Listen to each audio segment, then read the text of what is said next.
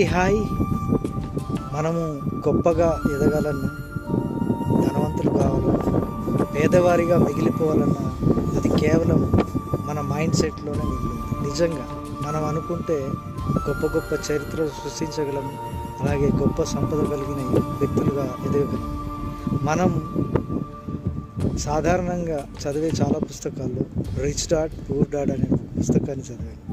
దాంట్లో క్లుప్తంగా వివరించిన ఒక చిన్న విషయం ఏంటంటే, నిజంగా ఈ ప్రపంచంలో గొప్ప వ్యక్తులు లేకపోతే ధనవంతులు పేదవారు అనేవారు ఉన్నారు.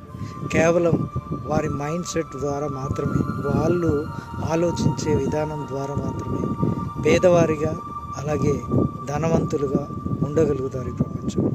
ఎవరైతే పేదవారు ఉన్నారో వాళ్ళ ఆలోచనలు చాలా చిన్నగాను, అట్లాగే వాళ్ళ సమయాన్ని చాలా చిన్న పనులకు మాత్రమే వెచ్చించి పేదవారిగా మిగిలిపోతారు.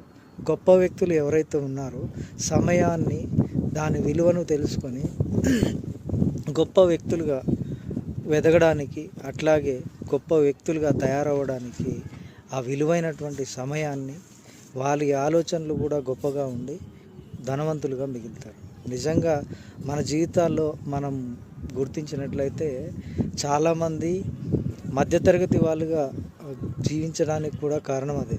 మన దగ్గర ఉన్నటువంటి దాన్ని గురించి ఆలోచించకుండా విలువైన సమయాన్ని, విలువైనటువంటి ఆలోచనలను, అట్లాగే విలువైన సంపదను మనం వృధా చేస్తూ ఉంటాం. ఉదాహరణకి మన దగ్గర ఉన్నటువంటి ఒక వస్తువును గురించి ఆలోచించకుండా మనకంటే కొంత సంపద ఎక్కువ ఉన్న వారితో పోల్చుకోవడం, వారి ఇల్లుతో పోల్చుకోవడం, వారి సంపదతో పోల్చుకోవడం, వారి వ్యాపారంతో పోల్చుకోవడం, ఇలా మన సమయాన్ని వారితో పోల్చుకోవడానికి మాత్రమే వృధా చేసుకుంటూ మన విలువైనటువంటి జీవితాన్ని ఇతరుల కోసం మాత్రమే, వారి ఆనందాలను కాకుండా వారు ఏ విధంగా ఆలోచిస్తున్నారు, వారు ఏ విధంగా ఎదుగుతున్నారు, ఏ విధంగా అభివృద్ధి చెందుతున్నారు అనే విషయాలను మనం పరిగణలోకి తీసుకుంటే మనం కూడా గొప్ప వ్యక్తులుగా, సంపద కలిగిన వ్యక్తులుగా ఉండొచ్చు, తయారు కావచ్చు అనేది నా ఒపీనియన్.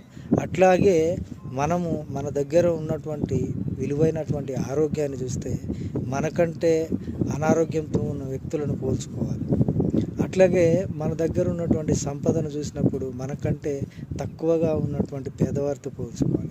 మనకు మంచి ఇల్లు ఉన్నప్పుడు అసలు ఇల్లు లేక రోడ్డు పైన జీవించే వ్యక్తులను పోల్చుకోవాలి. అప్పుడు మాత్రమే మనం ఇంకొంత అభివృద్ధి చెందడానికి అవకాశం ఉంటుంది. Thank you so much. మీరు కూడా